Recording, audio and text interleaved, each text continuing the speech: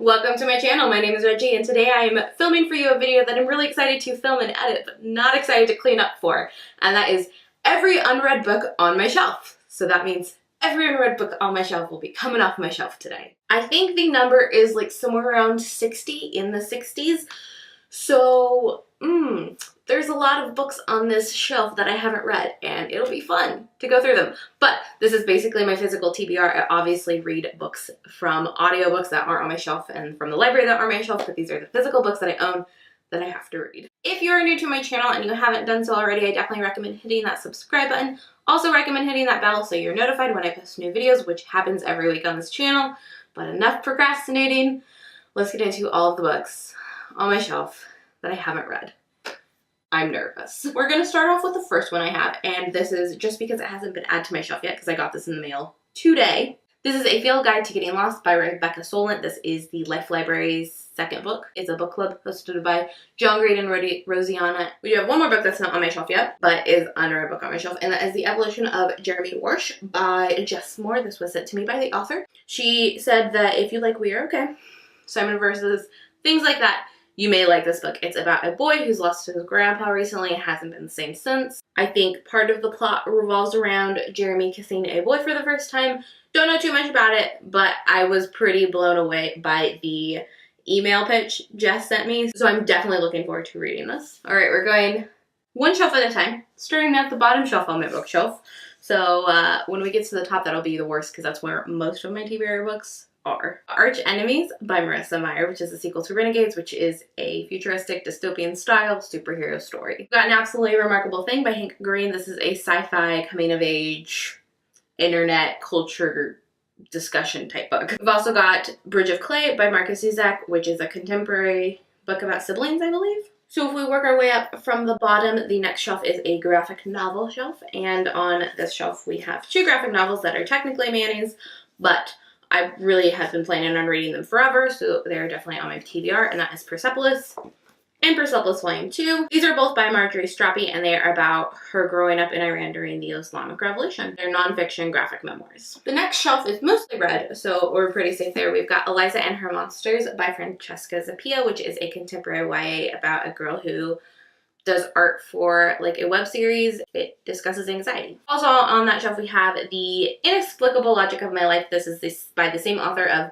Aristotle and Dante Discover the Secrets of the Universe, and I actually don't know much about this book, but it was one, a gift, and two, something I was interested in because of Aristotle and Dante Discover the Secrets of the Universe. So the next shelf is a mix of favorites and of books I haven't read. First up, we've got The Becoming of Noah Schott by Michelle Hodkin. This is the first book in the spin-off series to the Mary Dyer trilogy, which is the Noah Shaw Chronicles, I believe. I also have We Are the Ants by Sean David Hutcherson, which I'm not even going to try to explain because it's just too much for me to grasp without having read it. I also have a short story that is part of the Passenger duology called Pathfinder, and it's like a little paperback short story. I've also got Genuine Fraud by E. Lockhart. This is about a lot of things, so I don't even know how to describe it, so I won't. Alexandra Bracken's The Darkest Legacy, which is the follow-up book in like companion sequel series to the Darkest Minds trilogy. I've got the 5th season trilogy, which is actually not called that. It's the Broken Earth trilogy. It starts with the 5th season, continues on with the Obelisk Gate, and continues on from there to the Stone Sky. We've also got How to Make a Wish by Ashlyn Herring Blake, which has been on my TBR for a shameful amount of time. Tosh Hart's Tolstoy by Catherine Osborne, and this is about an asexual girl who kind of blows up on the internet. And finally for this shelf we have A List of Cages by Robin Rowe, which is about a friendship, siblings, the foster system, I think. Next up on my shelf is either my favorite series or Harry Potter, which is a favorite series. So it's a favorite series shelf, and the only thing I have unread on there is Tales of Beetle the Bard, which I have never read. The shelf above that is my favorite books that aren't my all-time favorite series, but either are my favorite series or favorite standalones. So the only unread book on that is just on that shelf because it's not a favorite, but it's next to two other favorites, and that is Leah on the Offbeat by Becky Albertalli. And now we've approached my TBR shelf. The shameful shelf, the shelf where most of the books are that I haven't read, and the shelf that's going to be the hardest to work with because the shelf is up there and I'm short. We have Sky in the Deep by Adrienne Young. This is like a Vikings book. We also have Three Dark Crowns by Kendara Blake, which is the first book in a series about 3 sibling princesses who have to fight to be queen. I've got Not a Drop to Drink by Mindy McGinnis, which is a dystopian about a world in which there's a very limited supply of water. And I also have Puddin' by Julia Murphy, which is a sequel to Dumplin', and this follows one of the main character's friends. I also have What If It's Us by Becky Albertalli and Adam Silvera, which is a love story about 2 boys in New York. And I have Vanishing Girls by Lauren Oliver, which I believe is about a girl whose sister goes missing. We've also got Little N-Line by Brandy Colbert, which is like about siblings, family dynamics, and mental illness, I believe. And All American Boys by Jason Reynolds and Brandon Kelly, which is a book about police brutality in general. I have The Midnight Room by Laura McBride, which is an adult book about 3 different characters whose lives come together in mysterious ways. A Discovery of Witches, which is a historical adult paranormal romance. In Real Life by Jessica Love, which is a book about internet best friends. Anatomy of a Scandal by Sarah Vaughan, which is about corruption in politics. Tragedy in Time by Adam Clayton Holland, which is like a tragic comedy memoir. On the Jellicoe Road, which is a contemporary, and that's honestly all I know about it besides that it's sad, and I highly recommended. I've also got The Star-Touched Queen by Roshni Chokshi, and this is a high fantasy book, and that's really all I know about it, but it sounds great. I have Dodie's Secrets for the Mad, which is like her memoir / book. Moonglass, which is my favorite author's debut, and I haven't read it, and I'm sorry, Jessie Kirby, I love you, I'm sorry, I will read this soon. She says about every book on this list. We also have Everything I Never Told You by Celeste Ng. This is an adult contemporary, a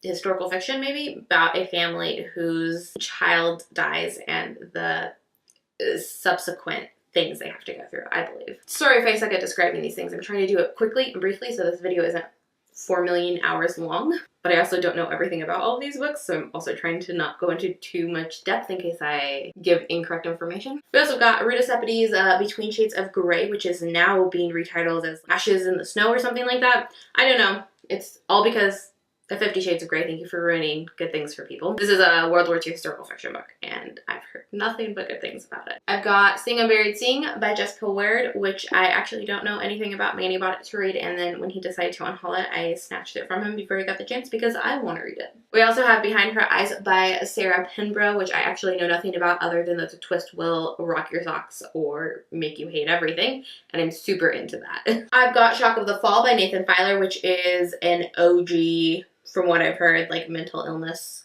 rec book. This has been around BookTube like 5 years ago when I first started watching BookTube videos. This was like the hot thing everyone was talking about. I've got Geekerella by Ashley Poston, and this is about a young girl who is huge into a fandom and about a boy who's acting in the movie that this fandom is adapting. And I'm sorry I'm bad at explaining things, but it's like a Cinderella retelling with like fans. I've got 27 Hours by Tristina Wright, which is like a super diverse sci-fi. Because You Love to Hate Me, which is an anthology written by prominent YA authors with prompts provided by booktubers, so I call this the booktuber book, and I am really interested in it. It also is like a villain short stories.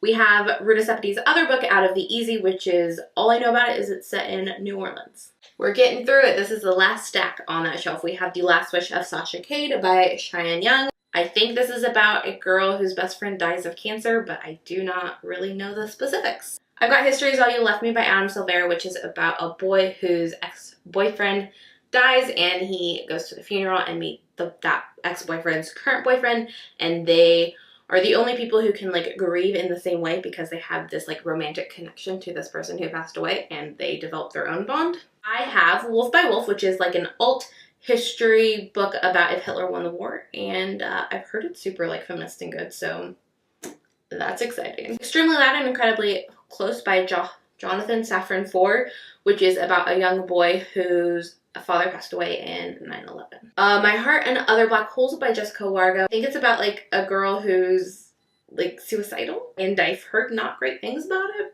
but I own it, and it's like signed and personalized, so that's the only reason I haven't like super hardcore like unhauled it. I've got Made You Up by Francesca Zappia, which is like a mental health book. We've also got It's Kind of a Funny Story by Ned Vizzini, which is another mental health book about like depression. We have A Madness So Discreet by Mindy McGinnis, which is a historical fiction about a girl who goes to a mental institution because she gets pregnant, I think. I'm a little unclear on the specifics of this. I've got Dangerous Girls by Abigail Haas, which is a summer-inspired, super thriller, Mean Girls-like story, I think. I've got Crazy Rich Asians by Kevin Kwan, which is about a girl who finds out her boyfriend is actually crazy rich.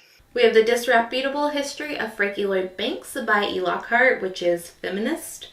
And that's pretty much all I know about it. Fireworks by Katie Cotugno, which is a contemporary romance, and that's all I know about it, but it's Katie Cotugno, so that's what she writes. I haven't counted them, and I won't, but if you count them, let me know in the comments down below. While you're in the comments down below, let me know if there's any of these books that you've read and you love and you think I should read them right away, or if there's any books on this list that you definitely did not like and think I should pass on, because I'm definitely open to clearing this TBR out. At this point in time, I want to read almost all of these books. But that's all for today's video. If you enjoyed it, definitely recommend subscribing to my channel, giving this video a thumbs up if you haven't already, and I will see you in my next video. Bye!